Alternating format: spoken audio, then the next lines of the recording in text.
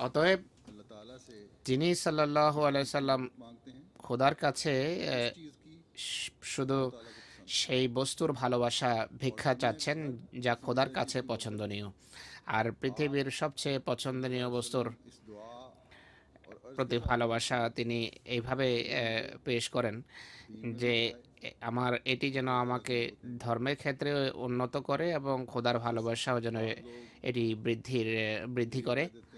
অতএব অনেকে যে বলে যে আমরা পীর ফকিরদের কবরে যাই এই জন্য যে তারা খোদার প্রিয় ছিলেন, এই সম্পর্কে কোরআনে আছে যে তোমরা যাদের পূজা করো, প্রতিমার যে পূজা করো, তারাও একই অজুহাত দাঁড় করায়। তারা বলে যে এর মাধ্যমে আমরা খোদার নিকটতর হই। হুজুর বলছেন যে ভ্রান্ত ধারণা, ভ্রান্ত দৃষ্টিভঙ্গি। পীর ফকিরদের কবরে গিয়ে যদি তারা এই দোয়া করে, তারা যদি শিরক মুক্ত থাকে, তাহলে দোয়াকারীদের এই পীর ফকিরদের জীবন নিয়ে ভাবা উচিত। তারা যদি এই পীর ফকিররা যদি প্রকৃতপক্ষেই নেক হয়ে থাকেন, তাহলে এইখানে যাওয়ার ফলে তাদের খোদার নৈকট্য লাভের কথা। আর খোদার নৈকট্য লাভ না করে তারা তাদেরকে খোদার মোকাবেলায় দাঁড় করায়, বলে যে এই ফকির আমাদেরকে সন্তান দিয়েছেন। আর এই কারণেই তো মুসলিমরা ইসলামকে আক্রমণের লক্ষ্যে পরিণত করে এবং মোহাম্মদ রসুল্লাহকে আক্রমণ করে। রসুল্লাহ সাল্লাম সাহাবাদের সুশিক্ষা এবং তরবিয়তের ব্যাপারে এত সোচ্চার ছিলেন, তৌহিদ বা একত্ববাদ প্রতিষ্ঠার প্রতি এত যত্নবান ছিলেন যে তিনি বলেন সামান্যতম রিয়া বা প্রদর্শন বা লোক দেখানো এটিও শিরক। নামাজ পড়ার সময় যদি কিছু লোক দেখানোর উদ্দেশ্যে কিছু করো, এটিও শিরক। তিনি বলেন শিরক বা পৌত্তলিকতা থেকে বিরত থাকো। এটি মাটিতে পিঁপড়ার যে হালকা পায়ের ছাপ পড়ে তার তুলনায় ও সূক্ষ্মভাবে আক্রমণ করে। সাহাবারা জিজ্ঞেস করলেন যে এটি থেকে কিভাবে আমরা আত্মরক্ষা করব। তিনি সাল্লাল্লাহু বলেন যে এই দোয়া করো যে হে আল্লাহুম্মা ইন্না নাউযু বিকা মিন আন নুশরিকা বিকা শাইআন না'লামু ওয়া নাস্তাগফিরুকা বিমা লা না'লাম।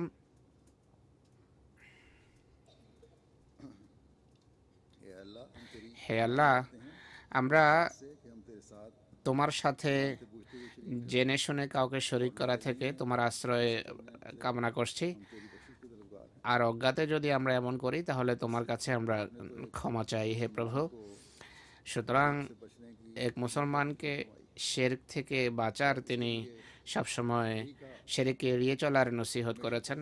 আর তিনি এটি বলেছেন, আর সবসময় এটি বলতেন যে আমি একজন মানুষ, এক বিনয়ী দুর্বল মানুষ।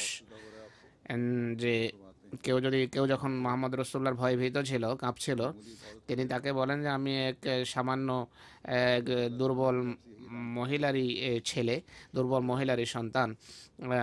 তার মুখে আল্লাহ ঘোষণা করিয়েছেন যে ইন্নামা আনা বাশারুম মিসলুকুম, আমি তোমাদের মতোই একজন মানুষ বা মানব। তাই সেই হিন্দু অবশ্যই এই কথা ভুল এবং ভ্রান্ত লিখেছে, তোমরা নাউজুবিল্লাহ মোহাম্মদ রসুল্লাহকে খোদার আসনে বসিয়েছ। সেই বৈধতা তালাশ করছে নিজের মূর্তি প্রতিমা পূজার, বা তারা বা কৃষ্ণকে যে বড় মর্যাদা দিচ্ছি, তা তোমরা তো মোহাম্মদ রসুল্লাহকে বড় মর্যাদা দিচ্ছ। কিন্তু হুজুর বলছেন এই কথা তার অবশ্যই সঠিক যে মুসলমানরা কবরকে খোদার আসন দিয়েছে। তো মুসলমানদের জন্য এটি চিন্তার কারণ। তৌহিদের যারা পতাকাবাহী তাদের পৌত্তলিক হওয়ার দোষে অভিযুক্ত করা হচ্ছে। এই অভিযোগ বা এই আপত্তি সাধারণ মুসলমান কখনো না করতে পারে না, দূর করতে পারে না। কিন্তু এক আহমদী মুসলমানের দায়িত্ব নিজের ব্যবহারিক অবস্থা এবং নিজের জীবনে পরিবর্তন আনা। নিজে এমন ইবাদত করুন যে আল্লাহ তাআলার একত্ববাদ এবং তৌহিদ যেন আমাদের ইবাদতেও পরিদৃষ্ট হয়, আমাদের কর্মেও যেন তা দেখা যায়। আর মানুষকে, পৃথিবীকে বলুন যে তৌহিদ বা একত্ববাদ প্রতিষ্ঠার উদ্দেশ্যেই তো মোহাম্মদ রসুল্লাহ প্রেরিত হয়েছেন। তার শিক্ষার উপর প্রকৃতপক্ষে প্রতিষ্ঠিত হলেই তৌহিদ বা একত্ববাদ প্রতিষ্ঠিত হতে পারে। মুসলমানদের অবস্থাও যেহেতু বিকৃত এখন, তারাও পথভ্রষ্ট। তাই হযরত মসিহ মউদ, যিনি মুহাম্মদ রাসূলুল্লাহ সাল্লাল্লাহু আলাইহি ওয়াসাল্লামের প্রকৃত প্রেমিক এবং নিষ্ঠাবান দাস, তার জামাতভুক্ত হয়েই তৌহিদ বা একত্ববাদ প্রতিষ্ঠার প্রকৃত দায়িত্ব পালিত হতে পারে। সুতরাং যেখানে আহমদের এটি দায়িত্ব আর বয়াতের শর্তাবলীর যেখানে এটি প্রথম শর্ত, আর হযরত মসিহ ইসলামের প্রেরিত হওয়ার উদ্দেশ্য এটি, প্রেরিত হওয়ার উদ্দেশ্য হলো প্রকৃত দাস হিসেবে তৌহিদ প্রতিষ্ঠার, একত্ববাদ প্রতিষ্ঠার চেষ্টা করা। সেখানে আমাদের কত সাবধানতার সাথে সকল প্রকারের সূক্ষ্মাতি সূক্ষ্ম শিরককে এড়িয়ে চলার চেষ্টা করা, এটি চেষ্টা করা কত বড় দায়িত্ব আমাদের উপর বর্তায়।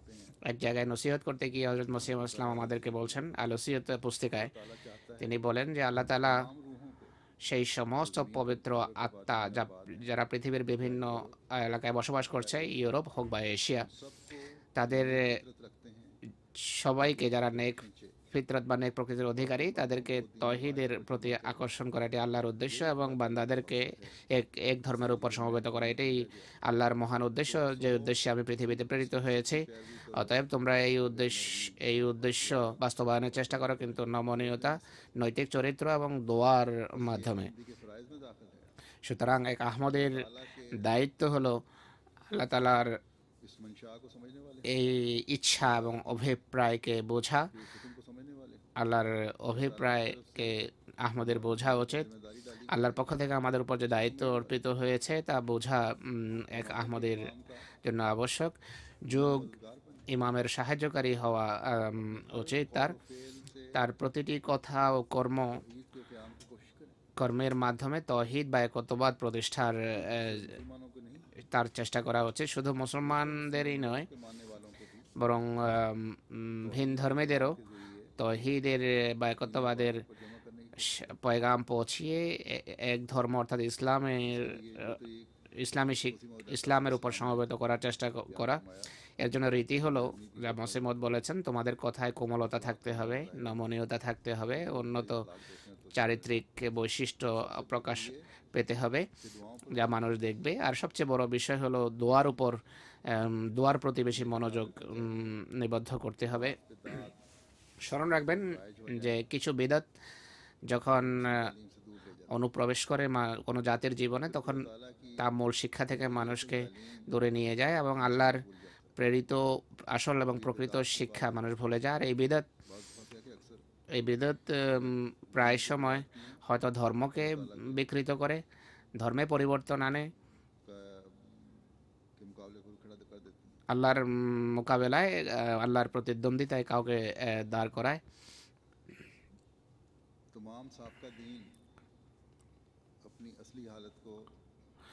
পূর্বের সকল ধর্ম নিজেদের আসল রূপ হারিয়ে বসেছে, এই জন্য যে এই সমস্ত ধর্মে কালের প্রবাহে নতুন নতুন বিদআত অনুপ্রবেশ করেছে। আর এই সমস্ত বিদআত থেকে পরিষ্কার করার জন্য কেউ আসেনি, আর আসারও ছিল না, কেননা ইসলামই কিয়ামত পর্যন্ত প্রকৃত রূপে পৃথিবীতে বিদ্যমান থাকার কথা। আর যার আসার কথা ছিল তিনি হলেন আখেরি নবী হযরত মুহাম্মদ সাল্লাল্লাহু আলাইহি ওয়াসাল্লাম, যিনি সকল প্রকারের বিদআত এবং ধর্মের যে সমস্ত কুপ্রথা অনুপ্রবেশ করেছে সেগুলোকে দূর করার দায়িত্ব তার ছিল প্রকৃত শিক্ষার মাধ্যমে।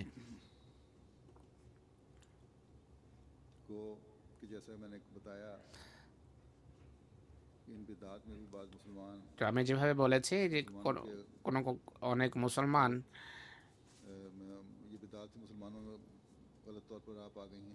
মুসলমানদের ভিতরে সমস্ত বিদআত এখন অনুপ্রবেশ করেছে। মুসলমানদের ধর্মে ও জীবনে অনেক বিদআত এবং ভ্রান্ত রীতিনীতি এমন আছে যার পথে শিরক অনুপ্রবেশ করেছে। শুধু গুপ্ত শিরক নয়, প্রকাশ্য শিরকও আমরা দেখি মুসলমানদের ভিতর। কিন্তু আল্লাহ তাআলা নিজ প্রতিশ্রুতি মোতাবেক এই যুগের ইমামকে প্রেরণ করে এই শিরক, পৌত্তলিকতা এবং বিদআত থেকে ইসলামকে সুরক্ষা করার ব্যবস্থা নিয়েছেন। ইনশাআল্লাহ ইসলাম সুরক্ষিত থাকবে। ইসলামে যে সমস্ত বিদত প্রবেশ করেছে বা অনুপ্রবেশ করেছে, আর যেই ভ্রান্ত রীতিনীতি প্রবেশ করেছে ইসলাম মুসলমানদের জীবনে, সেদিকে ইশারা করে মসিহ মউদ এক জায়গায় বলেন যে আমাদের রীতি অবিকল তাই, যা মোহাম্মদ সাল্লাল্লাহু আলাইহি ইসলাম এবং সাহাবাদের ছিল। আজকাল বিভিন্ন ফকিরেরা বিভিন্ন প্রকারের বিদতের সূচনা করেছে, চিল্লা করা, বিভিন্ন জিকের ওয়াজিফা করা, এইগুলো আমাদের পছন্দ নয়। আসল ইসলামী রীতি নীতি এবং পদ্ধতি হলো কোরআনকে গভীর দৃষ্টিকোণ থেকে পড়া এবং কোরআনে যা আছে তা নিয়ে ভাবা, নামাজ মনোযোগ সহকারে পড়া এবং নিবিষ্ট চিত্তে দোয়া করা। অতএব নামাজই এমন ইবাদত যা মেরাজের পর্যায়ে মানুষকে পৌঁছায়। যদি এটি ঠিক থাকে তাহলে সব কিছু ঠিক থাকবে, অর্থাৎ নামাজ ঠিক থাকলে, নামাজ যদি সঠিকভাবে আদায় হয় তাহলে সব কিছু ঠিক থাকবে। অতএব সাধারণ বিদত তো দূরের কথা, মসিহ ইসলাম কিছু ওজিফা করা বা কিছু ওজিফার উপর জোর দেয়া, যারা জোর দেয় তাদের কর্মকে তিনি বিদত আখ্যা দিয়েছেন। কেননা এর ফলে মানুষ আসল ইবাদত সেটিকে ভুলে যায়। নামাজ যা আসল ইবাদত, প্রকৃত ইবাদত, সেটিকে সে তার গুরুত্ব হারিয়ে যায়। বিভিন্ন প্রকারের ওয়াজিফা এবং জিকের তসবিহ আরম্ভ হয়ে যায়। এটি তখন একটি শয়তানি কর্মের রূপ নেয়। এক বুজুর্গের একটা কাহিনী আছে যে তার বোন, যিনি বড় নেক ছিলেন, অনেক বেশি নামাজ পড়তেন, তাহাজ্জুদ গুজার ছিলেন, অন্যান্য নফলের প্রতিও গভীর মনোযোগ ছিল। তিনি কিছু কোনো জায়গায় মজলিসে বা মানুষকে একত্রিত করে বিভিন্ন প্রকারের জিকের দের প্রতি মানুষকে দাওয়াত দেন এবং সেই দিকেই ধীরে ধীরে আকৃষ্ট হতে থাকেন। আর অবশেষে দিনের নফল ধীরে ধীরে নফল ছেড়ে দেয়। সেই বুজুর্গের সন্দেহ হলো, তিনি তাকে জিজ্ঞেস করলেন, বোনকে জিজ্ঞেস করেন। বোন বলেন যে আমি বেরিত করি, আমি ওজিফা করি, আল্লাহকে স্মরণ করি, জিকির করি, সুবহানাল্লাহ সুবহানাল্লাহ ইত্যাদি করি। যাই হোক, তিনি ভাই বোঝালেন, তিনি বোঝেননি, বলেন আমার কাজ ঠিক। ধীরে ধীরে তাহাজ্জুদও ছেড়ে দিলেন। এর জায়গায় জিক্রে এলাহি বা প্রচলিত জিক্রে এলাহি যা তাদের ভিতর ছিল সেটি আরম্ভ করে। তিনি ভাই বলেন যে তুমি যা করছো এটি শয়তানি প্ররোচনার তুমি করছো, এটি খোদার এমন কোনো নির্দেশ নেই। যদি এটি থেকে বাঁচতে চাও তাহলে লা হাওলা পড়ো, তাহলে রেহাই পাবে। কিছুদিন পর সেই বুজুর্গ মহিলা বুঝতে পারলেন যে ফরজ বা আবশ্যকীয় 5 বেলার নামাজের প্রতিও আকর্ষণ কমে যাচ্ছে। এরপর তিনি বুঝতে পারলেন, এরপর লা হাওল পড়া আরম্ভ করলেন, লা হাওলা ওয়ালা কুওয়াতা ইল্লা বিল্লাহ পড়া শুরু করলেন। শয়তান এই প্ররোচনা থেকে বাঁচার জন্য ধীরে ধীরে অন্যান্য নামাজের প্রতি তার মনোযোগ আকৃষ্ট হয়, নামাজে মনোযোগ নিবদ্ধ হয়, তাহাজ্জুদের প্রতি মনোযোগ যায়, তাহাজ্জুদের প্রতি দৃষ্টি আকৃষ্ট হয়। তো অনেক সময় কোনো কথা মানুষ পুরোপুরি জানে না বা বোঝে না, অনুধাবন করে না। সে মনে করে যে আমি যে কিছু নেক কর্ম করছি, এই নেক কর্ম করার অনেক লাভ আছে। আর এই যে জিকির বা ওয়াজিফা করলে অনেক বড় আধ্যাত্মিক পদমর্যাদা উপনীত হওয়া যায়। হুজুর বলছেন ভালো কথা, জিক্রে এলাহি করা উচিত, জিক্রে এলাহিতে রত থাকা উচিত সবসময়। কিন্তু আল্লাহ তাআলা যে সমস্ত ফরজ বা আবশ্যকীয় ইবাদতের কথা উল্লেখ করেছেন সেদিকে মনোযোগ থাকা উচিত। রাসূলুল্লাহ সাল্লাল্লাহু আলাইহি ওয়াসাল্লাম যে নফল এবং তাহাজ্জুদের শিক্ষা দিয়েছেন তা প্রাধান্য পাওয়া উচিত। কিন্তু শুধু এক ধরনের জিকিরের উপর জোর দেয়া, ফরজ এবং সুন্নতকে পরিত্যাগ করা, এটি ভ্রান্ত একটি রীতি। তাই সবসময় স্মরণ রাখা উচিত যে